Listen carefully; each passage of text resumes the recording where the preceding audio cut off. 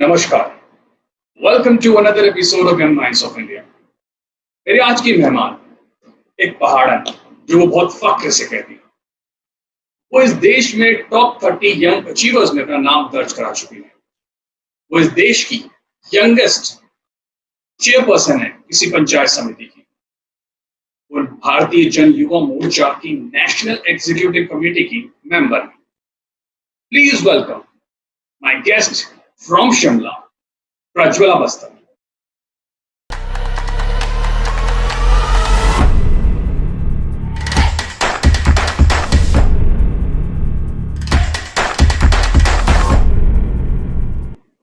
नमस्कार प्रज्वला जी, बहुत बहुत स्वागत है आपका यंग माइंड्स ऑफ इंडिया में और इस YouTube channel sight and insight में। Thank you Rahul ji, thank you so much.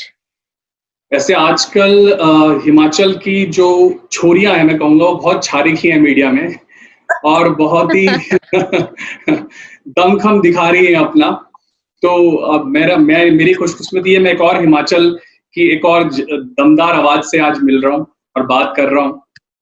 तो मैं ये जानना चाहूंगा सबसे पहले ये जानना चाहूंगा सबसे पहले कि आपका सफर अब तक का कैसा रहा, आपकी स्कूल लाइफ से लेकर के और आज आप जिस मुकाम पे खड़ी हैं, आप youngest top 30 achievers of this country में आ चुकी हैं, तो आप उस जर्नी को बताइए।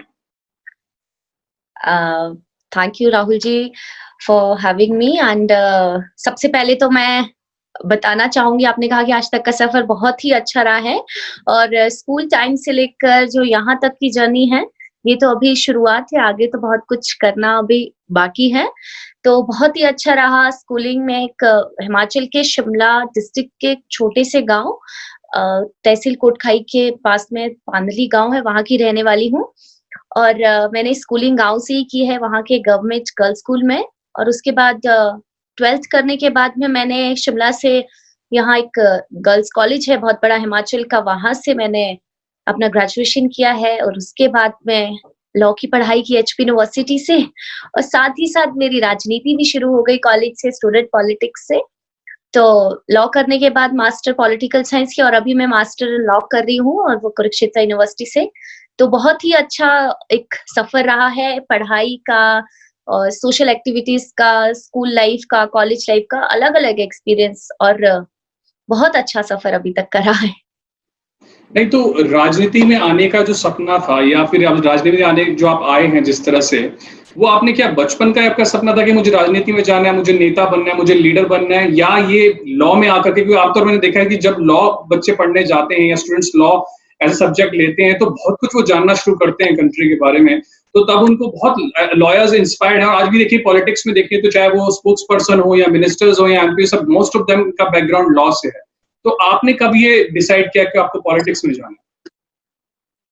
पॉलिटिक्स में जाना तो कॉलेज से डिसाइड हुआ, बट स्कूल लाइफ से मुझे एक हमेशा आगे रहना, स्पीचेस देना, सोशल एक्टिविटीज में पार्टिसिपेट करना, एक वो लीडरशिप जिसे कहते हैं ना कि बस आगे आगे रहना, हर जगह पे आगे रहकर काम करना, वो बचपन से ही था, स्कूल टाइम से। तो मैंने बस वही वैसे ही काम करती रही, स्कूल में भी, कॉलेज में भी। और धीरे धीरे जब कॉलेज में आई तो एकदम से स्टूडेंट पॉलिटिक्स में गई, तो वहां बहुत सारी नई चीजें मैंने ABVP में सीखी। तो नए काम करने का तरीका, कैसे लोगों के साथ मिलकर बातचीत करनी है, कैसे हम दूसरों की प्रॉब्लम को सॉल्व कर सकते हैं, वो सब सीखा। तो उससे एक और अलग से एक इच्छा जागी कि नहीं, मुझे इस फील्ड में जाना चाहिए, लड़कियां इस फील्ड में बहुत कम है, इस फील्ड में भी काम करना चाहिए। तो बस वहीं से इच्छा जागी और वैसे ही आगे बढ़ती गई। नहीं तो लेकिन फिर भी एक होता है ना कि किसी से इंस्पायर होता है कोई। ये आमतौर पे क्या होता है कि हम टेलीविजन में देखते हैं किसी पर्सनालिटी को, अखबारों में पढ़ते हैं, किताबों में पढ़ते हैं, या कभी किसी से मिलना हो जाता है अचानक से तो उसको देखते थे पास से, तो आदमी या कोई भी व्यक्ति होता है वो सोचता है कि मुझे भी ऐसा बनना है। ऐसा कुछ हुआ था आपके साथ कभी कि आपने सिर्फ अपनी कॉलेज में जाके सोचा कि नहीं पॉलिटिक्स? नहीं, ऐसा कभी कुछ नहीं हुआ था।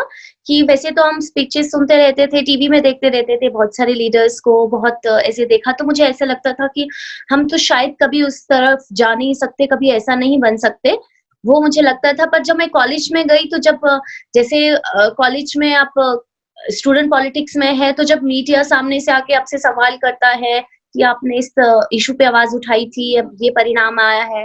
उन सवालों का जवाब देना और कोई इश्यू है, किसी स्टूडेंट का है, तो उस इश्यू को ऊपर तक लेके जाना, वो सब चीज़ें देखकर मैं काफ़ी इंस्पायर हुई थी कि अरे! ये भी एक अलग सा एक एक फ़ील्ड है और इसमें जाके काम करना, दूसरों की मदद करना, दूसरों के लिए आवाज़ उठाना, वो इन सब की वजह से मुझे इंस्पिरेशन मिली और कॉलेज से ये मेरा राजनीतिक सफ़र आप कह सकते हैं शुरू हुआ। तो कभी ऐसा नहीं लगा कि क्योंकि देखिए पॉलिटिक्स में ही मैं ये बात जानबूझ के बार-बार क्यों पूछ रहा हूँ क्योंकि जो भी युवा देख रहे हैं, जो पॉलिटिक्स में आना चाहते हैं, कॉलेज के हों या कहीं के भी हों, उनको भी ये चीज़ समझ आनी चाहिए कि किस तरीके की ये जो शुरुआत आपने की है, ये आपको भी कई लोग देखते होंगे। हालाँकि आपने बहुत प्लेटफ़ॉर्म्स में इसके बारे में बताया, लेकिन मैं एक बार फिर पूछना चाहूँगा। तो क्या आपको ऐसा नहीं जी। लगा कि बहुत ऐसे और भी ज़रिए हैं जिसके थ्रू आप सोसाइटी को सर्व कर सकते थे, नेशन को सर्व कर सकते थे? सिविल सर्विस भी एक ऐसा एक प्लेटफ़ॉर्म है, एक ऐसी सर्विस है जिसके थ्रू आप कंट्री को सर्व कर सकते हैं, तो पॉलिटिक्स क्यों? जी। मुझे बिल्कुल लगा और उस फ़ील्ड में बहुत सारे लोग हैं जो काम कर रहे हैं, बहुत से लोग हैं जो आईएएस ऑफ़िसर बनते हैं, आईपीएस बनते हैं, एडमिनिस्ट्रेशन सर्विस में जाते हैं। पर मुझे ऐसा लगा कि पॉलिटिक्स में लड़कियाँ बहुत कम हैं और इस तरफ से हम जिस तरह से हम चीज़ों को चेंज कर सकते हैं, जो अगर हम चेंज देखना चाहते हैं, तो उसके लिए हमें खुद भी तो कुछ करना होगा। मेरा एडमिनिस्ट्रेटिव की तरफ से इंटरेस्ट नहीं था, तो पॉलिटिक्स की ओर ज़्यादा इंटरेस्ट पड़ा, तो मुझे लगा कि मुझे इसे परस्यू करना चाहिए और इस फ़ील्ड में आगे जाना चाहिए और लोगों का हमेशा से एक नज़रिया जो रहा है, कि लड़कियाँ पॉलिटिक्स में नहीं जा सकती है, लड़कियाँ पॉलिटिक्स नहीं कर सकती है, उनके लिए पॉलिटिक्स नहीं बनी है, तो उस चीज़ को चेंज करना वो मेरे दिमाग में था कि नहीं मुझे जाना है और करना है और इस फ़ील्ड को मैंने चुना और धीरे-धीरे आगे बढ़ी। हालाँकि हर स्टेट बराबर है इस कंट्री के लिए, फिर भी लेकिन कहा जाए हिमाचल एक छोटा-सा स्टेट है, जहाँ पर मोस्ट ऑफ द जो एरिया है विलेज एरिया लोग नहीं जानते हैं। आप ऐसे ही एक छोटे गाँव से आती हैं, तो इतनी छोटे एरिया में जब आप कोई बड़ा होता है उस एरिया में तो बहुत ही सोसाइटी क्लोज़ली रिलेटेड होती है और बहुत सारे स्टीरियोटाइप्स होते हैं, बहुत टैबूज़ होते हैं ऐसी सोसाइटी में। तो अगर आपने वहाँ पर राजनीति को चुना, तो क्या फैमिली का रिएक्शन था? कितना सपोर्टिव?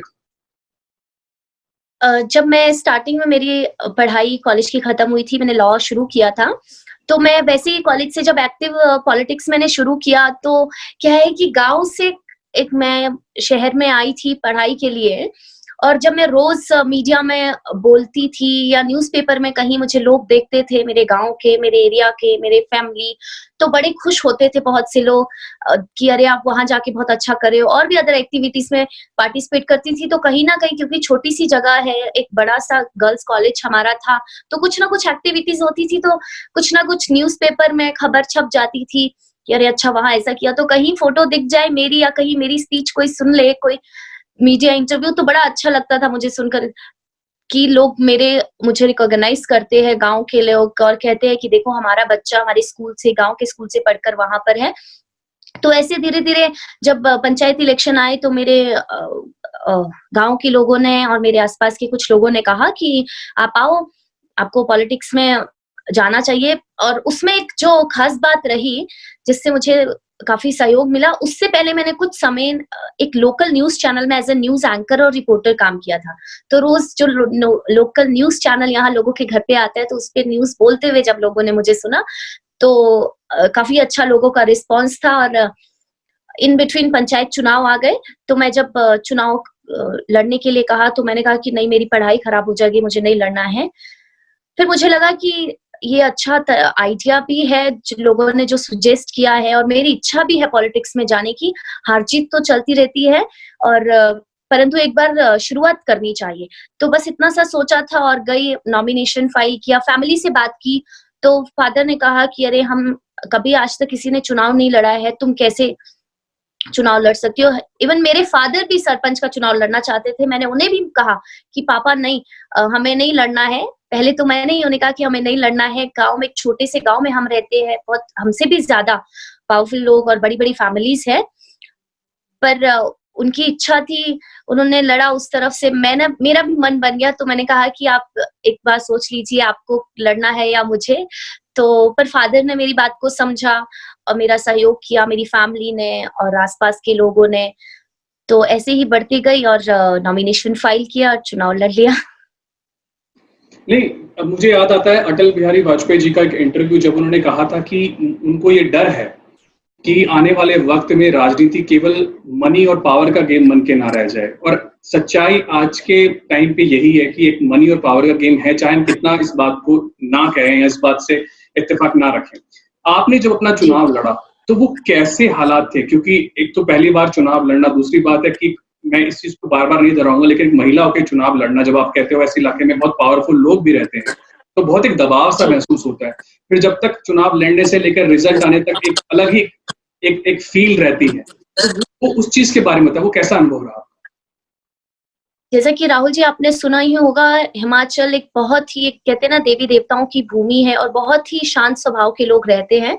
तो अगर मैं पहाड़ों की बात करूँ, तो खासकर शिमला, अपर शिमला में जो है, तो वहाँ अभी इस तरह की पॉलिटिक्स नहीं है कि चुनाव में वो पैसा, वो मनी एंड पावर का यूज़ हो और लोग गलत प्रतिनिधि को चुनें।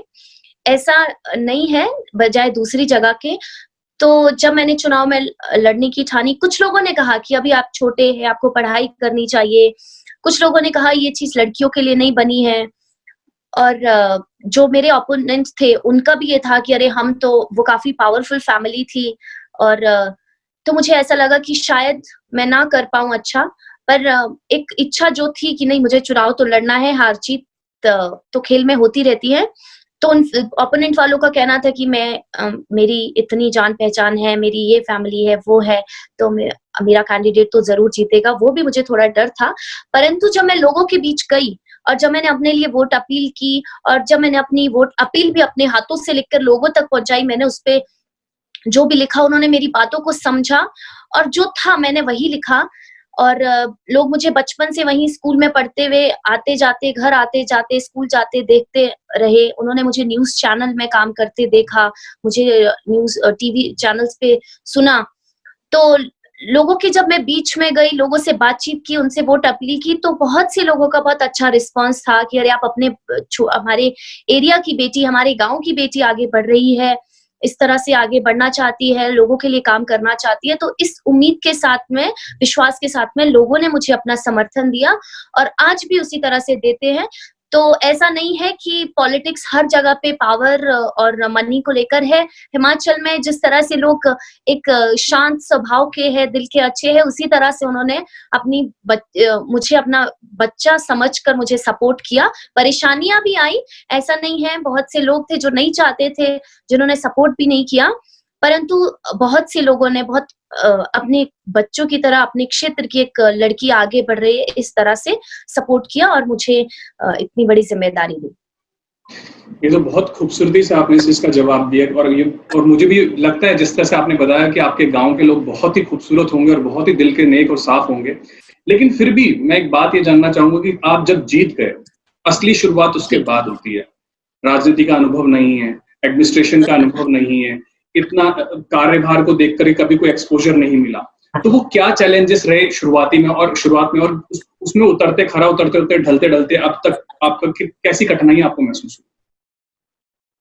जब मुझे ये रिस्पॉन्सिबिलिटी मिली, पहले तो था कि चुनाव जब जीत गई तो मुझे था कि मुझे काम करना है, तो मैं जब मेंबर का इलेक्शन जीत के आई थी, परंतु जब वहाँ पे संगठन के कुछ लोगों ने और जो क्षेत्र के लोग हैं उन्होंने कहा कि आप हमारे यहाँ से कैंडिडेट हो चेयरपर्सन के लिए, तो फिर मुझे लगा कि अरे मुझे तो कुछ पता भी नहीं है, मुझे कुछ आता भी नहीं है। इवन ये भी पता नहीं था कि कोई चेयरपर्सन बनेगा चुनाव जीतने से पहले।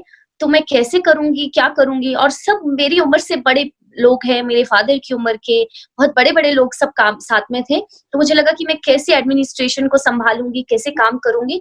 वो थोड़ी-सी स्टार्टिंग में परेशानी आई, पर जब आपके पास ज़िम्मेदारी आती है, तो खुद ब खुद आपको काम करना होता है और आप जब ज़िम्मेदारी आती है तो उसके साथ-साथ आपको ज़िम्मेदारी निभानी भी होती है अगर अच्छा करके दिखाना है।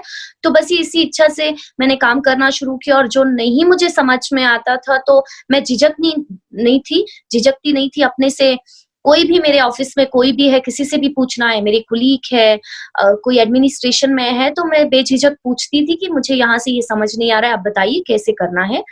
तो इसी तरह से आगे बढ़ती गई, बहुत सारे चैलेंजेज़ आए, मुश्किलें आई क्योंकि आप जब एक इतने बड़े ज़िम्मेदारी के साथ आप काम कर रहे हैं, तो वहाँ पर आपके साथ आपकी विचारधारा के दूसरे विचारधारा के लोग भी रहते हैं, पॉज़िटिव, नेगेटिव इफ़ेक्ट साथ में काम चलते रहते हैं। सबको साथ लेकर आपको काम करना होता है क्योंकि एक बहुत बड़े क्षेत्र को आपको सँभालना है। तो वो थोड़े से वो चैलेंजेस थे, उनको धीरे-धीरे मैं समझने लगी क्योंकि सब मुझसे बड़े थे, तो मैंने उनसे अ, कोई मेरे बड़े भाई जैसे थे, तो कोई मेरी माँ जैसी थी, कोई मेरे पिता की उम्र के थे, तो उनसे मैंने उसी तरह से कि मैं आप सबकी बच्ची हूँ, मुझे भी बहुत सारी चीज़ें नहीं आती हैं, तो आपको समझाना में आपका फ़र्ज़ है, मुझे समझाना, मुझे बताना। तो इसी तरह से मिल-बाँट कर सबके सहयोग से काम होता गया और परेशानियाँ भी दूर होती गई। जी, मुझे पता है क्योंकि आपके अंदर जो खून है वो पहाड़ का है। पहाड़न जो होते हैं, जो पहाड़ का खून होता है वो दमदार खून होता है, चाहे कैसी भी परेशानी हो, कैसे भी चैलेंजेस हो, वो उस पे डट कर चल पड़ते हैं। लेकिन ये तो आपका अपने एक पर्सनल एक्सपीरियंस आपने बताया। अब मैं बात करना चाहूँगा पूरे देश की राजनीति की। देखिए, आज़ादी के बाद आज तक का जो राजनीतिक इतिहास है, उसमें सिर्फ़ एक महिला प्रधानमंत्री रही हैं। जी, महिलाओं के लिए राजनीति को आज भी एक बहुत ही नैरो एक पर्सपेक्टिव से देखा जाता है, बहुत ही मुश्किल रास्ता माना जाता है। चाहे कोई भी पार्टी हो, ठीक है, ये बात अलग है कि बीजेपी में जो रिप्रेजेंटेशन है, वो और पार्टियों से जी, ज़्यादा है, महिलाओं का कैबिनेट में। लेकिन फिर भी जी, प्रधानमंत्री तक किसी को बनता हुआ देखना एक दूर का सपना लगता है। हाँ, अभी भी अगर आप देखें कि नरेंद्र मोदी के बाद कौन होंगे, तो कहीं न कहीं कई नाम तैयार दिखेंगे आपको, लेकिन उसमें महिला का नाम नहीं होगा। तो मैं जी, आपको देखता हूँ, आपकी एक एस्पिरेशंस तो ज़रूर होंगी पॉलिटिक्स में क्योंकि ऐसा नहीं है कि हम चाहे जितना मर्ज़ी मॉडेस्ट होके हम्बल होके जवाब दें, लेकिन हर किसी की पर्सनल एस्पिरेशंस रहती हैं, आपकी भी होंगी। तो आप इस जी। पूरे बड़े फिगर में जब भारत के फिगर में देखते हैं हिमाचल से बाहर निकल के, तो महिला के लिए राजनीति को आप किस तरह का प्लेटफ़ॉर्म मानती हैं? देखिए पहले की परिस्थितियाँ, पहले का समय कुछ अलग था महिलाओं के लिए हालाँकि आज भी महिलाओं के लिए यही सोच रखी जाती है कि महिलाएँ पॉलिटिक्स में अच्छा नहीं कर सकती है या पॉलिटिक्स में नहीं आ सकती है, महिलाओं के लिए पॉलिटिक्स नहीं बनी है, पर ऐसा नहीं है। पहले के बजाय अभी बहुत सुधार हुए हैं, जब से खासकर पंचायत चुनाव में रिज़र्वेशन आया है, बहुत सारी महिलाएँ पंचायत स्तर पे अलग-अलग जगह पे चुनाव लड़कर आई है और जीती है और आप पॉलिटिकल पार्टीज़ की बात देखें, तो आपने बीजेपी की बात की, तो मैं भारतीय जनता पार्टी की बात करती हूँ, तो अभी आप युवा मोर्चा की देखेंगे तो एक महिला प्रेज़िडेंट है और आप मोदी जी की सरकार में देखेंगे निर्मला सीतारमण जी है, इससे पहले सुषमा जी थी, समृति जी है, तो बहुत सारी एसएमएलए जो काम कर रही है। तो मुझे लगता है कि कमी अगर होती है तो हमारे आत्मविश्वास की होती है, अगर हमने ठाना है कि हमें इस फील्ड में जाना है, इस फील्ड में काम करना है, राजनीति में कुछ बदलाव चाहते हैं और ये सोच को बदलना है कि महिलाएँ भी जिस तरह से और फील्ड में पुरुषों से अच्छा कर रही है, तो राजनीति में भी कर सकती है, हालाँकि अभी कर भी रही है। तो इस सोच के साथ में आप आगे बढ़ेंगे, किसी से डरेंगे नहीं, तो आप जो मुकाम पाना चाहते हैं, वो पा सकते हैं। तो मेरी भी यही सोच है कि मैं अगर राजनीति में मैं बिल्कुल आगे जाना चाहती हूँ और अभी भी बहुत सी मुश्किलें आती है कि जहाँ आप जाना चाहते हैं, वहाँ आपको नहीं लिया जाता है, जहाँ आप डिज़र्व भी करते हैं, वहाँ आपको काम करने का मौका नहीं दिया जाता है, परंतु ऐसा नहीं है। पॉज़िटिव वे के साथ आप काम करते रहिए, परेशानियाँ आती हैं, अगर आप ईमानदारी से अच्छे से अपना काम कर रहे हैं, तो समय के साथ-साथ ज़रूर आपको उसका फल मिलता है, मैं ये मानती हूँ और इसी उसके साथ काम करती हूँ और सभी को ऐसा करना चाहिए तो आपको ज़रूर मौका मिलता है, चाहे वो महिला हो या पुरुष हो और आने वाले समय में और अच्छे स्तर पे महिलाएँ राजनीति में जाएगी और अच्छे बदलाव करेगी, काम करेगी यही मेरा मानना है। नहीं, मैं बिल्कुल आपकी बात से सहमत हूँ क्योंकि जिस तरीके से एक नेपोटिज़्म का जो एक एटमॉस्फेयर भी रहता है, उसको भी आपने तोड़ करके अपनी इंडिविजुअल खुद से अपने दम पर अपनी एक पोज़ीशन हासिल की है। लेकिन फिर भी जो जो एक बड़ा पर्सपेक्टिव है जिसकी तरफ मैं बढ़ रहा हूँ आगे, मैं पूछना चाह रहा हूँ जिसकी तरफ, वो ये है कि वुमेन रिज़र्वेशन पार्लियामेंट के अंदर जो बिल है, वो आज तक किसी पार्टी ने पास नहीं किया, चाहे कांग्रेस रही हो, चाहे बीजेपी रही हो और बीजेपी के अंदर भी कई दमदार महिलाएँ हैं जो कैबिनेट में हैं, स्मृति जी हैं, इससे पहले स्वर्गीय श्री सुषमा जी थी और अभी भी निर्मला सीतारमण जैसी एकदम सजग महिलाएं काम कर रही हैं, तो क्यों ये आवाज नहीं उठाई जाती कि वुमेन पार्लियामेंट के अंदर रिजर्वेशन होना चाहिए? ऐसा नहीं है, आवाज़ उठाई जाती है और समय के साथ हमें विश्वास है कि मोदी जी ने जैसे और बहुत सारे 3 तलाक बिल को या 370 को हटाया है और धीरे-धीरे जब अभी पंचायत चुनाव में इतना रिज़र्वेशन हुआ है, तो ज़रूर पार्लियामेंट में भी होगा, लोकसभा में भी होगा, विधानसभा में भी होगा और हमें विश्वास है और ऐसा नहीं है, समय के साथ-साथ परिस्थितियाँ भी बदली है और आगे भी बदलेगी। तो अभी हमें विश्वास है कि ऐसा महिलाओं के लिए रिजर्वेशन आएगा। परंतु अगर बात करूँ तो हम लोगों को रिजर्वेशन की ज़रूरत नहीं है, हम बिना रिजर्वेशन के भी आगे बढ़ सकते हैं, अच्छे से काम कर सकते हैं। परंतु आपने सवाल किया तो मैं उसका यही जवाब देना चाहूँगी कि बिल्कुल हमें पूर्ण विश्वास है मोदी जी पर और भाजपा सरकार पर कि वो ज़रूर महिलाओं के लिए कुछ अच्छा करेगी और बिल्कुल बदलाव होंगे और रिजर्वेशन भी कहीं न कहीं एक दिन ज़रूर महिलाओं के लिए होगा और ये माँग बहुत समय से उठती आई है और आगे भी उठती रहेगी और ये ज़रूर पूरी होगी एक दिन। बहुत सुंदर जवाब आपने दिया। आपकी ऑप्टिमिज्म को देखते हुए लगता है और बहुत बखूबी से आपने मुझे जो ये बात कहा कि रिजर्वेशन की ज़रूरत नहीं है, मुझे बहुत अच्छा लगा आपका ये जवाब। लेकिन फिर भी उम्मीद है जब तक आप जैसे युवाओं को उम्मीद है कि हाँ, ऐसा होगा, हम कह सकते हैं ज़रूर होगा। अच्छा बीजेवाईएम का आपने नाम लिया, ये सफ़र कैसे शुरू हुआ? बीजेवाईएम के साथ आप कैसे एसोसिएट हुई? और आज आप नेशनल एग्जीक्यूटिव कमिटी के मेंबर हैं। जी, तो तो ये सफ़र स्टूडेंट पॉलिटिक्स एबीवीपी में थी, उसके बाद धीरे-धीरे ऐसे ही युवा मोर्चा के कुछ कार्यक्रम होते थे, तो उसमें शिमला में मैं जाती रहती थी। मैं कोई सदस्य भी नहीं थी युवा मोर्चा की, परंतु कुछ एक्टिविटीज़ होती थी, कहीं पे मुझे बुलाया गया और कहीं पे मैं खुद से चली जाती थी। जो कोई कार्यक्रम हो रहा है, अच्छा-सा लगे कि नहीं बहुत इंस्पायरिंग है, हमें जाना चाहिए, कोई वक्ता आ रहा है, उसे सुनना चाहिए। तो ऐसे ही धीरे-धीरे जुड़ती गई और युवा मोर्चा की अभी बात करें तो जब पूनम जी पहली बार अध्यक्ष बनी, इससे पहले अनुराग जी थे, तो अनुराग जी के साथ भी अनुराग जी जब हिमाचल आते थे, कहीं भी मेरे क्षेत्र भी आए वो और उस टाइम मैं स्कूल में पढ़ती थी, तो जब वो पहली बार मेरे एरिया आए थे, तो वहाँ अनुराग जी के जो काम करने का तरीका, उनका बोलना, वो सब चीज़ें एक युवा नेता हिमाचल से एक छोटी-सी जगह से उठकर राष्ट्रीय स्तर पे नेतृत्व कर रहा है पूरे देश के युवाओं का, एक भारतीय जनता पार्टी का, तो बहुत अच्छा लगा देखकर और उसके बाद जब पूनम जी बनी, तो जब वो पहली बार सोलन हिमाचल के सोलन डिस्ट्रिक्ट में आई थी कार्यक्रम में और जब वो आई तो मुझे बहुत अच्छा लगा देखकर कि एक महिला पूरे युवा का नेतृत्व कर रही है देश की, विश्व की सबसे बड़ी पार्टी का और जब पूनम जी ने बोलना शुरू किया और किस तरह से वो वहाँ पर लोगों से मिल रही थी और जो पूरा क्राउड था उसको पूरा सबको किस तरह से बातचीत कर रही थी, सबसे मिल रही थी और बहुत अच्छा लगा देखकर कि एक महिला नेतृत्व कर रही है और पुरुष भी साथ में पैदल चलकर उसके साथ में कंधे से कंधा मिलाकर सहयोग कर रहे हैं। और ऐसी तरह से पूनम जी से मिलना हुआ, उनसे बातचीत हुई और उसके बाद एक दिल्ली में कार्यक्रम था, जिसके कि युवा मोर्चा के कुछ सहयोगी कर रहे थे, तो हमने उस कार्यक्रम में भाग लिया। उस कार्यक्रम को उनके साथ में मैंने उसे करवाने में उनका सहयोग किया और बस इसी तरह से आगे बढ़ते गए और पूनम जी ने मैं I am so thankful to my president Poonam Mahajan ji कि उन्होंने मुझ में उस क्षमता को उन्हें लगा कि मैं कुछ कर सकती हूँ, काम कर सकती हूँ, मुझे इस लायक समझा और उन्होंने मुझे बिना कुछ बताए, बिना कुछ पूछे मुझे मौका दिया काम करने का और तभी से मैंने युवा मोर्चा में काम करना शुरू किया और बहुत नई-नई चीज़ों को सीखा और नए-नए काम किस तरह से इस संगठन को आगे ले जाना है, किस तरह से सबको साथ लेकर आगे बढ़ाना है। बहुत सारी चीज़ें उनसे और युवा मोर्चा में मुझे सीखने को मिली। बस इसी तरह से ये सफ़र शुरू हुआ और अभी भी चलता जा रहा है। बहुत खूब। अच्छा, मुझे ये चीज़ आपने अपना हिमाचल से सफ़र शुरू किया, एक छोटे गाँव से शुरू किया और आज आप नेशनल कमिटी में मेंबर बन चुकी हैं, इतनी बड़ी संस्था की। अब जो आपका हिमाचल ऑन ग्राउंड आपकी अचीवमेंट्स क्या रही हैं, जब आपने इतना बड़ा कार्यभार सँभाला वहाँ पर? उसके बाद आपकी अब तक की क्या अचीवमेंट्स रही हैं ऑन ग्राउंड? क्या चेंजेस आपने किए, क्या डेवलपमेंट आपने की? देखिए, सबसे पहले तो अगर मैं अपने क्षेत्र की बात करूँ, तो हमने वुमेन एम्पावरमेंट को क्योंकि एक महिला हूँ, तो मुझे लगता है कि हमेशा से कि जब आप एक महिला के लिए काम करना सबसे पहले आपकी ज़िम्मेदारी बनती है।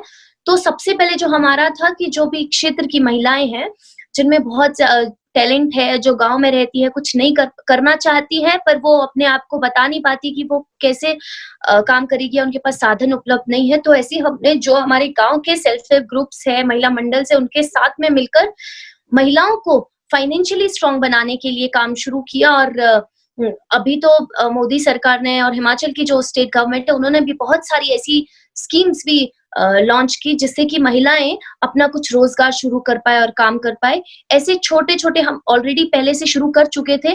सबसे पहले तो हमने इस पे फ़ोकस किया और उसके बाद गर्ल्स एजुकेशन हिमाचल में एजुकेशन काफ़ी अच्छा है और बॉयज़ के बजाय गर्ल्स ज़्यादा अच्छा पढ़ती हैं। तो क्षेत्र में भी जो गर्ल्स एजुकेशन को लेकर और गर्ल्स और वुमेन हेल्थ को लेकर हमने काम किया क्योंकि गाँव में उतनी ज़्यादा अवेयरनेस नहीं होती है हेल्थ हाइजीन को लेकर, मेंस्ट्रुअल हाइजीन को लेकर, जो गर्ल्स और फीमेल्स को काफ़ी हेल्थ इश्यूज़ रहते हैं, उसको लेकर हमने काम किया। और बाकी सबसे ज़्यादा जो फ़ोकस रहता है गवर्नमेंट की हर एक स्कीम को, जो भी जनप्रतिनिधि है उसका दायित्व बनता है अपने गाँव के अंतिम घर तक उसको पहुँचाना, तो वही उस पे ज़्यादा फ़ोकस रहा। और इसीलिए 2017-18 में जब मैं 16 में बनी थी, तो मेरी पंचायत समिति को हिमाचल की नंबर 1 पंचायत समिति सिलेक्ट किया गया था ऑल ओवर वर्किंग के लिए। और मोदी जी ने हमें मध्य प्रदेश में पंचायती राज दिवस पे उसके लिए पुरस्कार भी दिया था और 25 लाख रुपए का इनाम भी मिला था। तो उससे भी हम जो भी गाँव में डेवलपमेंट के काम है उससे करते आते हैं। और वही छोटे जो स्कीम्स है या फंड कुछ भी मिलता है वो काम तो ऑलरेडी चलते ही आते हैं, बट जो डिफरेंट हमने जो सब किया है कि वुमेन्स को लेकर और गर्ल्स एजुकेशन को लेकर और यूथ्स को लेकर कि युवा जो है अपनी पढ़ाई के साथ-साथ सबको नौकरियाँ तो नहीं मिलती हैं, तो युवा कैसे अपना रोज़गार शुरू करे, किस तरह से अपने आप को आगे ले जाने के लिए खुद से सेल्फ इंडिपेंडेंट बने, इस मुहिम को आगे बढ़ाते हुए हमने कुछ क्षेत्र में कार्य किए हैं। ओके। बाकी बहुत कम समय में पहले इतने बड़े कारोबार को संभालना, फिर उसको सीखना और इतनी जल्दी काम भी करना और साथ-साथ एज़ अ वक्ता आप बन चुकी हैं, बहुत अच्छा बोलती हैं आप। लेकिन थैंक यू। एक आप कुछ short term, long term goals भी होंगे अभी जो आप हाल-फिलहाल में अपने इस प्रदेश या अपने उस गाँव के लिए करना चाहती होंगी। साथ ही साथ मुझे ये भी जानना है कि क्या आपको लगता है डेवलपमेंट प्रोसेस में, क्योंकि बहुत ग्राउंड लेवल पे आप काम कर रही हैं, कहते हैं कि पूरे एडमिनिस्ट्रेशन साइकिल का सबसे स्मॉलेस्ट यूनिट जो होती है वो ग्राम पंचायत होती है, जहां से आप इस वक्त काम कर रही हैं। तो आप और उसके ऊपर बहुत सारी लेयर्स ऑफ एडमिनिस्ट्रेशन है। आपको क्या लगता है कि ऑनेस्टली इसमें किसी पार्टी की बात नहीं है, लेकिन सिस्टम में कहाँ मुश्किलात आती हैं, डेवलपमेंट प्रोसेस कहाँ रुकता है, क्या ऐसे मुश्किल चीजें होती हैं जो नहीं हो पाती? जी, बिल्कुल आपने बिल्कुल सही कहा। और दूसरी बात है कि मैंने कोई एक शॉर्ट टर्म, लॉन्ग टर्म ऐसे गोल नहीं थे, क्योंकि मैं नई-नई इस फ़ील्ड में थी, नई ज़िम्मेदारियाँ थी, तो मुझे था कि अभी जो ज़िम्मेदारी है उसको मुझे अच्छे से निभाना है। क्योंकि अब जब इंसान के पास एक एक्सपीरियंस आता है उसके बाद वो कुछ प्लान करता है कि मुझे इस तरीके से काम करना है और पहले जो चीज़ें ठीक नहीं होती उन्हें ठीक करना होता है। क्योंकि मैं अगर अपने ऑफ़िस की बात करूँ, तो वहाँ बहुत सब लोग मुझसे उम्र से बड़े लोग काम करते थे। और एक जो सरकारी दफ्तरों की एक पुरानी आदत रहती है कि कोई काम अगर झट से होने वाला हो, तो उसके लिए अगर 1 दिन में होने वाला है, तो 2 दिन उसको खींचना, वो एक आदत रहती है। तो ये छोटी-छोटी चीज़ें, छोटी-छोटी परेशानियाँ थी जो शुरुआत से जिनको ठीक करना ज़रूरी था। उसके साथ-साथ जो डेवलपमेंट की आपने बात की, वो कहाँ नहीं हो पाता है, क्योंकि हम लोग बिल्कुल एक ग्राउंड स्तर पे काम कर रहे होते हैं, उससे ऊपर बहुत सारा एडमिनिस्ट्रेशन और पॉलिटिकल लोग काम करते हैं। तो और जहाँ पर ये काम रुकता है वो है कि आपका पॉलिटिकल एक जो डिफरेंस आ जाता है, फॉर एग्जांपल या आपको ऑपोजिशन में काम करना है या फिर आपके अपने ही संगठन के जो ऊपर आपके सीनियर्स बैठे हैं, अगर आप उनसे अच्छा कुछ भी कर रहे हो, नो डाउट उनको बिल्कुल भी पसंद नहीं आएगा या आप उनसे बिना पूछे कर रहे हो, तो ये छोटी-छोटी चीज़ें जो है बहुत मैंने भी महसूस की और बहुत सारी जगह पे मुझे ऐसा लगता है कि इन्हीं कारणों की वजह से ये डेवलपमेंट वर्क्स जो है वो रुक जाते हैं और समय निकलता जाता है। हम इसी उसमें लड़ाई झगड़े में रह जाते हैं कि अरे ये काम करेगा तो इसका क्रेडिट इसे ना चला जाए, ये काम इसने किया तो कल को इससे मेरे काम में कोई मुश्किल ना हो जाए। ये सोच इंसान की और जो भी हमारे ऊपर एडमिनिस्ट्रेशन लेवल पे लोग रहते हैं कुछ-कुछ और जो भी सीनियर्स लीडर्स रहते हैं उनकी थोड़ी-सी रहती है, इस वजह से कुछ इश्यूज़ आते हैं। जहाँ तक अपने एक ग्राउंड लेवल पे जहाँ हम काम कर रहे हैं उसकी बात है, तो वहाँ पर भी हमें जो एक गवर्नमेंट के साथ सिस्टम की जो पहले से एक कुछ गाइडलाइंस बनी रहती है कि आप यहाँ से सिर्फ इतना सा काम कर सकते हो, इतना सा फंड यूज़ कर सकते हो। तो हमें देखना पड़ता है कि अरे ये फंड में इतना काम होगा या नहीं होगा, तो फिर उसके लिए दोबारा फंड लाने, उस काम को पूरा करने के लिए वो समय इतना बीत जाता है, क्योंकि अभी भी वो सिस्टम का हमारा जो वो इस पूरी तरह से चेंज नहीं हुआ है कि जो काम 1 दिन में हो सकता है, उसे 1 ही दिन में होना है, 2 दिन में होना है। तो उसके लिए भी वो जो अधिकारी हैं, उनको ज़्यादा समय फिर वो कहीं ऊपर से पूछेंगे, "अरे! यहाँ क्या गलती हो रही है? क्या सही हो रहा है?"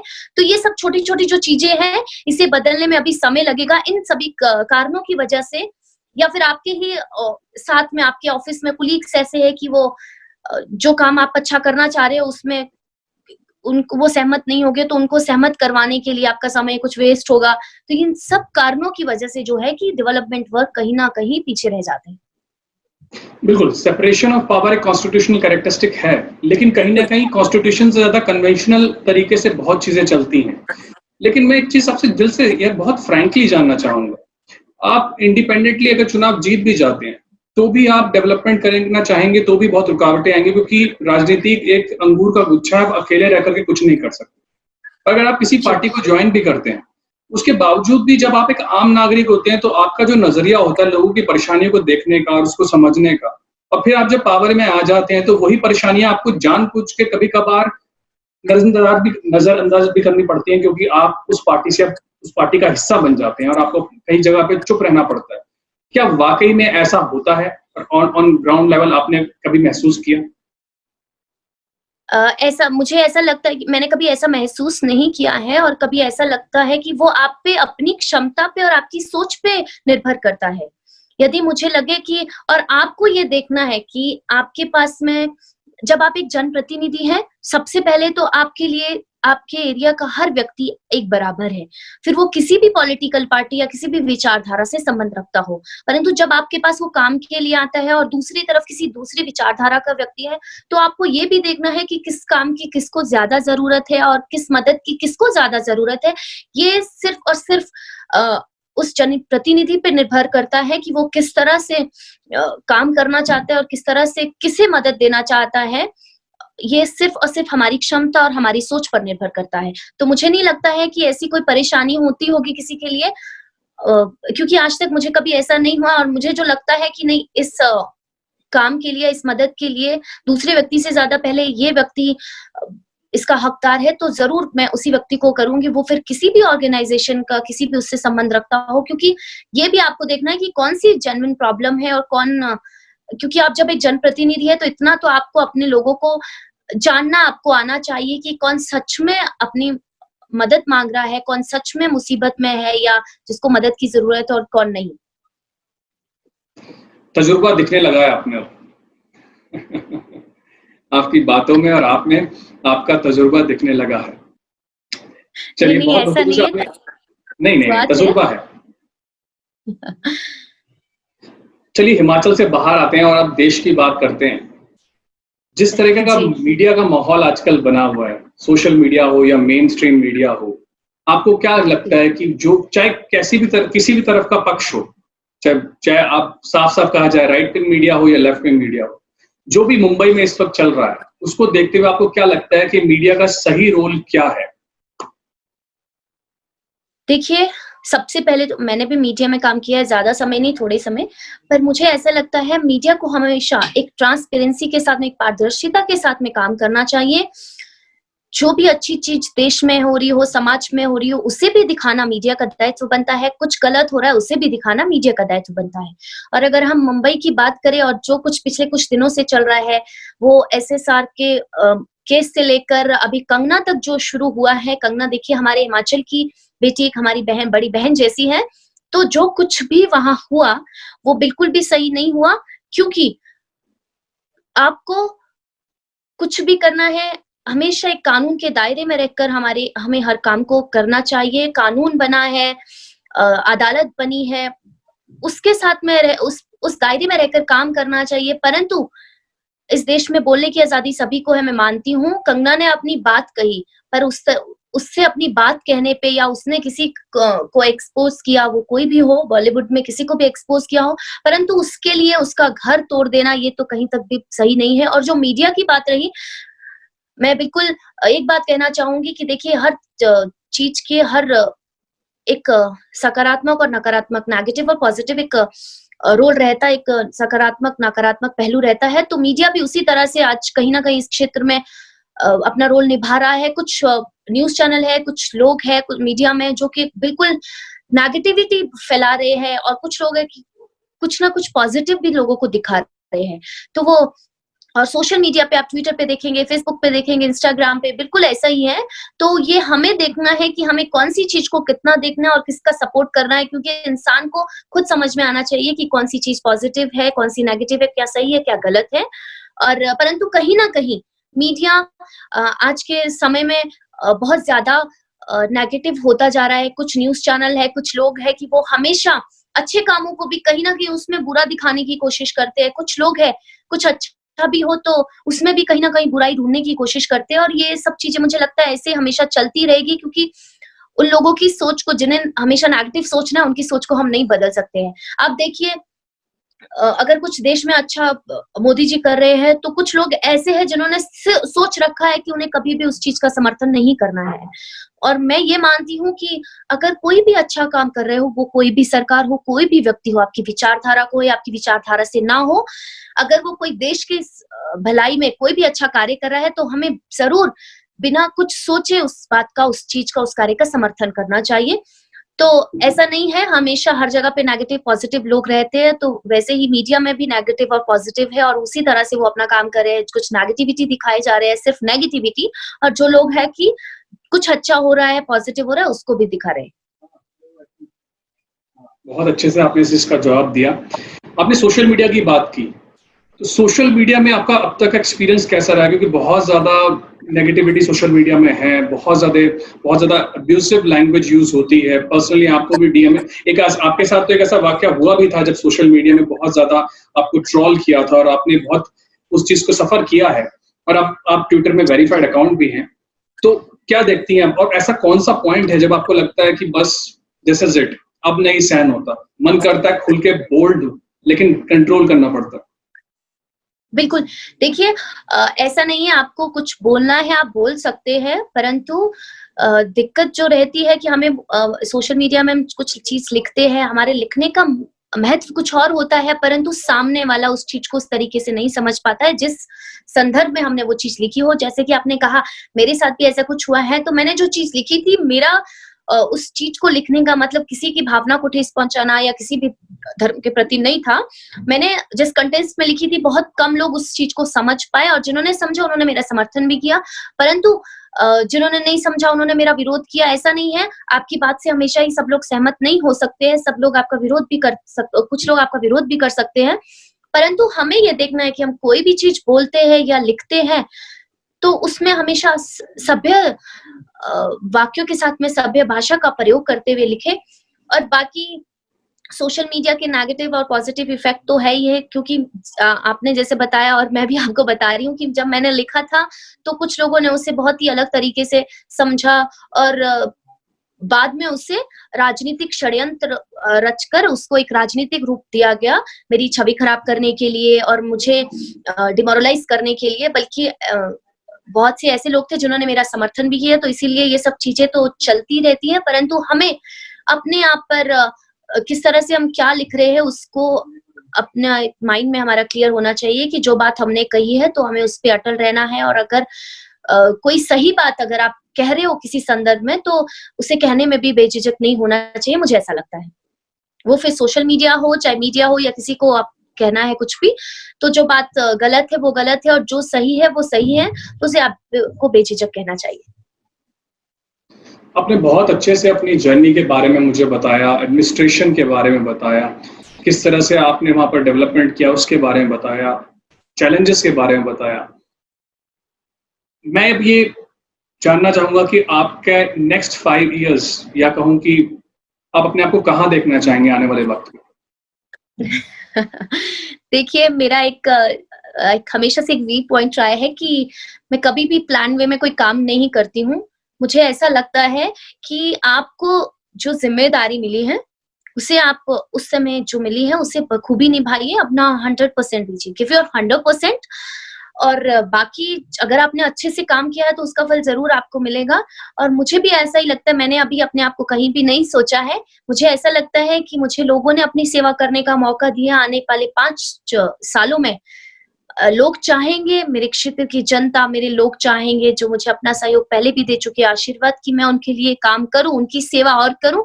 मैं उनकी आवाज़ बन सकती हूँ या उनकी मदद कर सकती हूँ, तो मैं ज़रूर बेझिझक बिना कुछ सोचे-समझे करूँगी। अगर वो चाहेंगे कि मुझसे भी कोई अच्छा कोई और काम कर सकता है, कोई बदलाव ला सकता है, तो मैं बिल्कुल उसके साथ में खड़े होकर काम करूँगी। ज़रूरी नहीं है हर बार कि आपको हमेशा चुनाव लड़कर ही काम करने का मौका मिले। आप बिना चुनाव लड़े पॉलिटिकल पार्टी में रहकर या अदरवाइज एक सोशल एक्टिव की तरह काम कर सकते हैं। तो मैं उसी तरह से जैसे आज काम करती हूँ, वैसे ही काम करती रहूँगी और बाकी सब लोगों पर निर्भर है। उन्होंने मुझे पहले मौका दिया है, आगे भी वही मौका देंगे। तो बिल्कुल बिना कुछ सोचे उनकी सेवा के लिए काम करूँगी, उनके लिए काम करूँगी।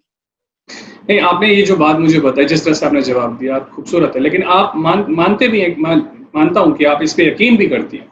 लेकिन ये फिर भी एक टेक्स्ट बुक आंसर है। लेकिन फिर भी एक एस्पिरेशन तो इंसान की होती है कि मैं वो अपने आप को बनता हुआ देखना चाहता हूँ। वो ऑनेस्टली अगर आप बताना चाहें, वो क्या है? नहीं, बिल्कुल बताना चाहूँगी ऐसा कुछ नहीं है। मैं राजनीति में आगे जाना चाहती हूँ और हर इंसान की इच्छा होती है कि वो जहाँ है वहाँ से आगे बढ़ना चाहता है। मेरी भी इच्छा है, मैं आगे जाना चाहती हूँ, काम करना चाहती हूँ और परंतु ये नहीं सोचा है कि कहाँ जाऊँगी, क्या करूँगी। बस ऐसे जिसी तरह से आगे बढ़ रही हूँ, काम कर रही हूँ, इसी तरह से काम करते हुए आगे बढ़ूँगी। नहीं, हिमाचल में चुनाव हो जाएँगे, उस वक़्त क्या आप एमएलए का चुनाव लड़ेंगी? नहीं, मैंने ऐसा कुछ नहीं सोचा है क्योंकि बहुत सारी चीज़ें आपकी ऑर्गेनाइज़ेशन में जिस ऑर्गेनाइज़ेशन में हम काम कर रहे हैं उसी पर डिपेंड रहती है और आपके लोगों पर डिपेंड रहती है, आपकी पार्टी पर, आपके लीडर्स पर डिपेंड रहती है, जो भी सीनियर्स हैं। ये सब पार्टी की बातें हैं वो किसे चुनती है, किसे मौका देती है। ऐसा नहीं हम विचारधारा के साथ में है, संगठन के साथ में है, पार्टी जिसे भी मौका देगी, हम उसके साथ में बेझिझक होकर काम करेंगे अपनी सरकार को, अपनी पार्टी को आगे बढ़ाने के लिए, प्रदेश को विकास के लिए और इच्छा, सोच सबकी रहती है। जब हमारा समय आएगा, हम लगेगा कि हमें भी काम करना चाहिए, यहाँ पर माँग रखनी चाहिए, ज़रूर रखेंगे, ऐसा नहीं है और परंतु ये बातें जो है, ये सिर्फ़ और सिर्फ़ ऑर्गेनाइज़ेशन पर और पार्टी और सीनियर्स लीडर्स पर डिपेंड करता है। तो मैं इसे उन्हीं पर छोड़ना चाहूँगी, उन्हें जैसे लगेगा, जिसको मौका देना है, वो ज़रूर देंगे। और आपको पता है मोदी जी ने अभी भी बहुत सारे युवाओं को भारतीय जनता पार्टी ने मौका दिया है और भारत युवाओं का देश है, बहुत से नए युवा अभी भी अलग-अलग स्तर पे नेतृत्व कर रहे हैं, तो ज़रूर हिमाचल में भी अभी बहुत सारे युवा काम कर रहे हैं, तो सबको मौका मिलेगा समय के साथ-साथ। तो हम बस अपने संगठन के लिए, अपनी सरकार के लिए और जनता के लिए काम करते रहेंगे यूँ ही। चलिए, हमारी भी आपके लिए दुआ रहेगी कि जो आप अपने लिए विश करती हैं, ये जिस तरह से काम करना चाहती हैं, वो ज़रूर पूरी हो। अब एक rapid fire. Thank you. Oh! बिल्कुल, ठीक है? ओके। जी। एक कोई भी एक किताब, एक मूवी और एक आर्टिकल जो आपको लॉन्ग टर्म तक याद रहा। कोई भी किताब किताब तो वैसे बहुत सारी है, कौन-सी आपको बताऊँ? कोई भी एक ऐसी किताब आपने पढ़ी हो या कोई मूवी देखी हो या आर्टिकल पढ़ा हो जो आपको लॉन्ग, और आप तीनों के बारे में बताइए, तीनों चीज़ बताइए मुझे। मूवी वन मूवी बुक, तो वन मैं बहुत आर्टिकल, वन मूवी। मूवी के बारे में बताऊँगी, कभी-कभी करके अमिताभ जी और राखी जी की मूवी है, मुझे बहुत अच्छी लगी और आर्टिकल बहुत सारे आर्टिकल हैं ऐसे पर्टिकुलर आपको कौन से आर्टिकल किताब है अब्दुल कलाम जी की विंग्स ऑफ फायर और आर्टिकल आपको याद और नहीं? रिसेंटली भी कोई? So one bad habit or one good habit you have developed during this lockdown? Oh, good habit that I am a volunteer of Art of Living तो good habit is कि मैंने और ज्यादा मेडिटेशन करना योगा करना शुरू कर दिया है जो कि मैं बहुत कम करती थी पहले से and the bad habit is कि मैंने बहुत ज्यादा घर पे रहना रेस्ट करना शुरू कर दिया जो कि मुझे बिल्कुल भी पसंद नहीं है और बहुत खाना भी शुरू कर दिया था If you are given an opportunity, if you are given an opportunity कि आप किसी भी एक व्यक्ति की जिंदगी एक दिन के लिए जी सकती हैं, किसी भी फेवरेट पर्सनालिटी की या किसी भी लीडर की, किसी की भी, तो आप किसकी लाइफ जीना चाहेंगे और क्यों? Oh my God ऐसा तो मैंने नहीं सोचा क्यों Madhuri Dixit Madhuri you Dixit. No yes because मुझे उनकी एक्टिंग बहुत पसंद है और specially I am a Kathak dancer तो मुझे उनका डांस एक्सप्रेशंस और वो सब चीजें पसंद है तो मैं एक दिन की उनकी लाइफ इसीलिए जीना चाहूंगी कि मुझे उनकी तरह मैं डांस कर पाऊँ अच्छे से जो चीजें मुझे नहीं आती है वो सीख पाऊँ और एक्टिंग भी वो बहुत अच्छा करती है तो कुछ कुछ चीजें हैं जो उनकी बहुत पसंद है मुझे तो उनकी जैसा उनकी एक दिन के लिए जो लाइफ अगर मुझे मिल जाए तो So sweet of you. Okay, कोई भी एक फूड, एक अटायर और एक destination, north, east, west, south, चारों जगह से, दिशाओं से, अगर आपको चूज करनी पड़े तो कौन सी हुई? जहाँ मैं जा चुकी हूँ या जाना चाहती हूँ, ऐसा भी कुछ है तो? कोई भी, आप एक नॉर्थ के बारे में, south, east, west. Arunachal. And attire में वो तो मुझे अपने पहाड़ी अटायर सी बहुत पसंद है। वो हमारा एक ढाटू सदरी करके एक अपना लोकल अटायर होता है। और अदरवाइज बात करें तो साड़ी। और food? And third thing fast, food food. Food food तो फूड में तो हमारी जो हिमाचली डिश है सिड्डू, वो मुझे बहुत पसंद है। अदरवाइज अगर हिमाचल को मैं 2 मिनट के लिए बोल दूं, हिमाचल से नहीं चूज करना कुछ भी, किसी और स्टेट से कर तो तो मुझे मसाला डोसा। मसाला डोसा। ओके। यस। अच्छा, आपको ये बहुत ही अच्छा फन लविंग क्वेश्चन है, अगर आप इसका अच्छे से जवाब दें खुल के। आपकी आप, मैं कुछ लोगों के नाम लूंगा, तो आपको बताना आपके जहन में कौन सा मुहावरा, ये कहावत आती है उनके बारे में। वो आपकी एक Oh local my language God. में, हाँ लोकल लैंग्वेज में हो सकती है तो भी चलेगी, या वैसे भी हो सकती है। तो सबसे पहले तो मोदी जी। सबसे पहले तो मोदी जी, नरेंद्र मोदी। मोदी जी। मुहावरा भी मुझे ही पे कहना पड़ेगा? मुहावरा और कोई भी कहावत हो, कोई भी चलिए लाइन हो, अगर आपको उनके बारे में आती हुई आप। Modi ji is a one man army. One man army, okay. Rahul Gandhi. Rahul Gandhi, वो तो उनका एक पेट नेम ऑलरेडी उन्हें दुनिया ने दिया, Pappu. So sometime he behave like. Okay. Yogi Adityanath. हाँ, एकदम फायर ब्रांड लीडर, एक बहुत ही अच्छे एक राष्ट्रवादी स्वामी क्रांतिकारी जैसे। विवेकानंद। स्वामी विवेकानंद तो एकदम शांत, युवाओं की प्रेरणा, एक ही उससे मैं उन्हें कह सकती हूँ, शांत और प्रेरणा स्रोत, जो सबके inspiration. Sonia Gandhi. No words ma'am. Madam Sonia Gandhi, like Italian queen. Italian queen. Arvind Kejriwal.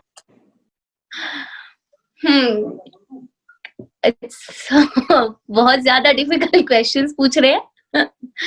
Arvind Kejriwal तो खांसी वाले मुख्यमंत्री। उद्धव ठाकरे। लास्ट। हाँ, उद्धव ठाकरे तो मुझे समझ नहीं आ रहा है मैं उनके लिए क्या कहूँ। बिल्कुल जिस तरह से एक उनके फैमिली बैकग्राउंड रहा, एकदम से उनकी ऑर्गेनाइजेशन की जो एक शिवाजी महाराज की, उससे तो उस तरह से वो बिल्कुल डिफरेंट है। तो मेरे पास एक कोई मुहावरा उनके लिए नहीं आ रहा है, बट फिर भी एक मैं कहना चाहूंगी कि वो जिसे कहते हैं ना, जो हाथी के दांत दिखाने के कुछ और खाने के कुछ और, राइट।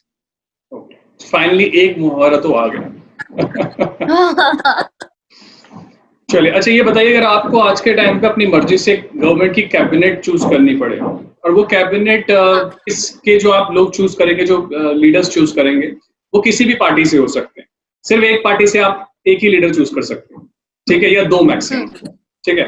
तो आप मुझे बताइए कि अकॉर्डिंग टू यू, अगर आपकी कैबिनेट होगी तो एजुकेशन मिनिस्टर कौन? अच्छा, तो एक पार्टी से 2 कर सकते हैं ना। एजुकेशन मिनिस्टर पीयूष गोयल जी।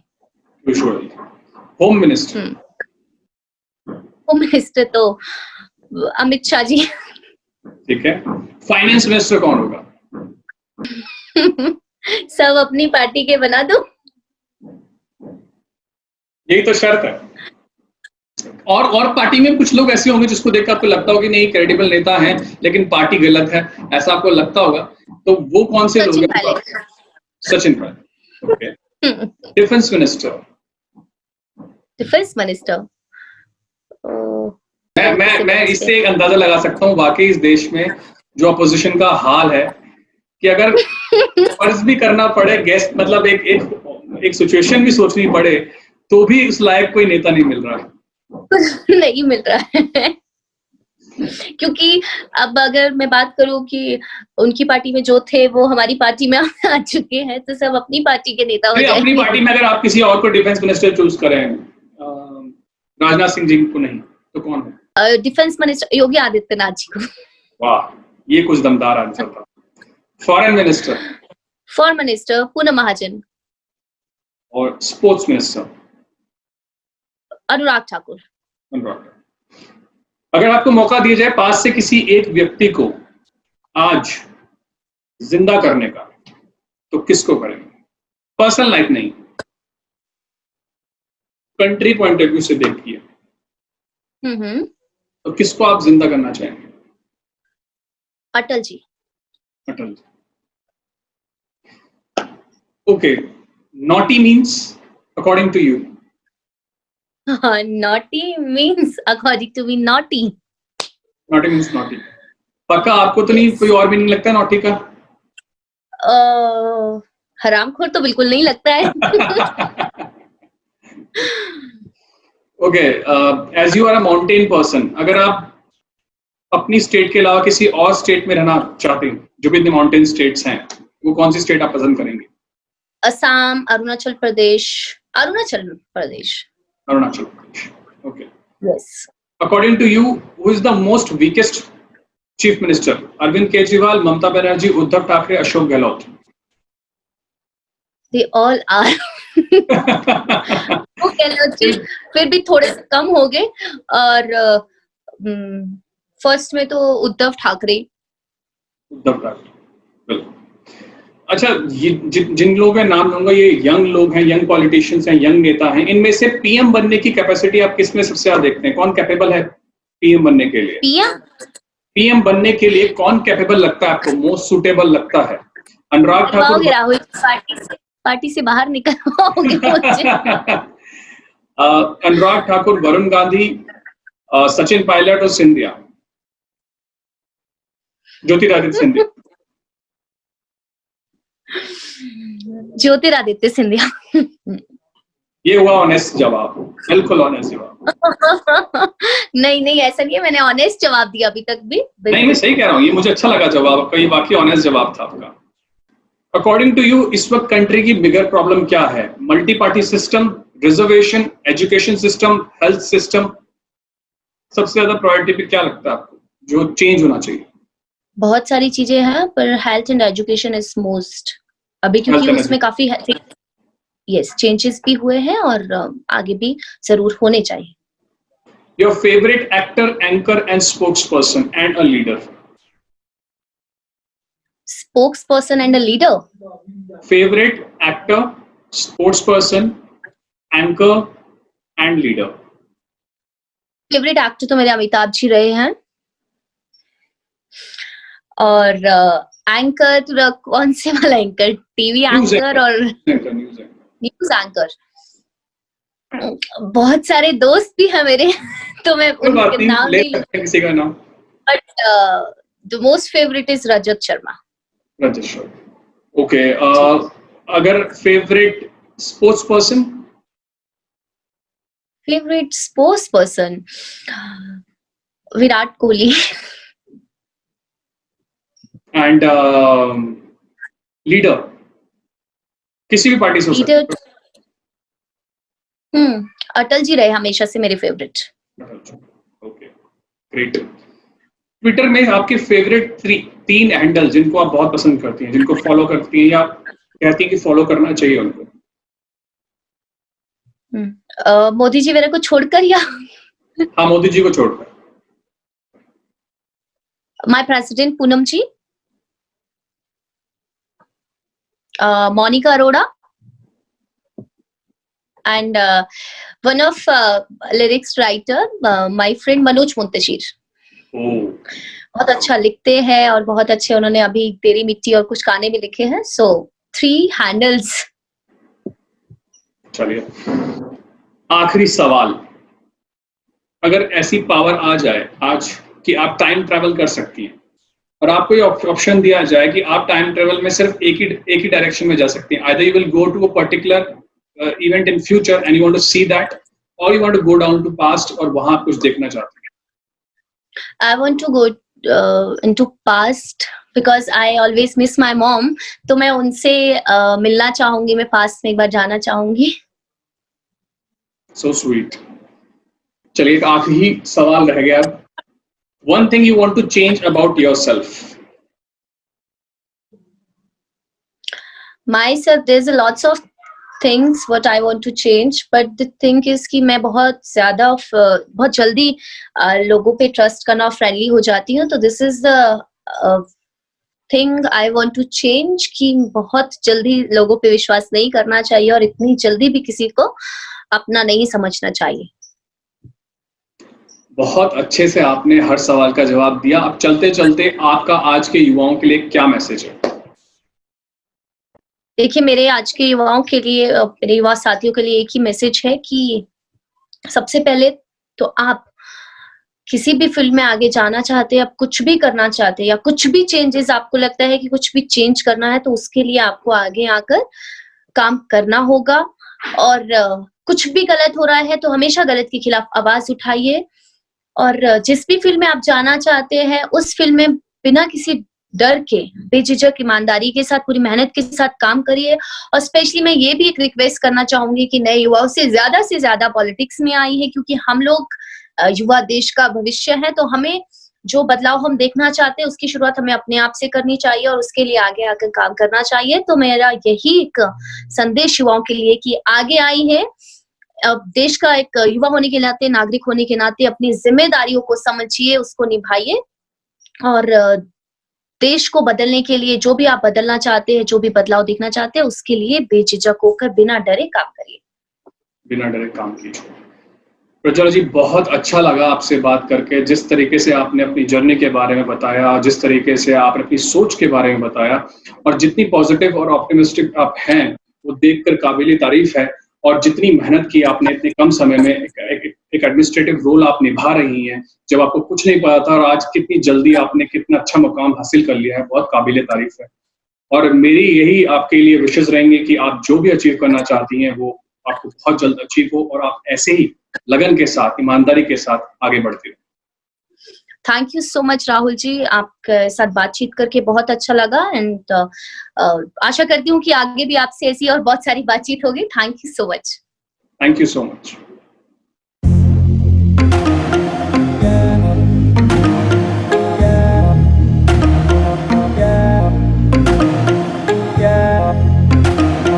Yeah.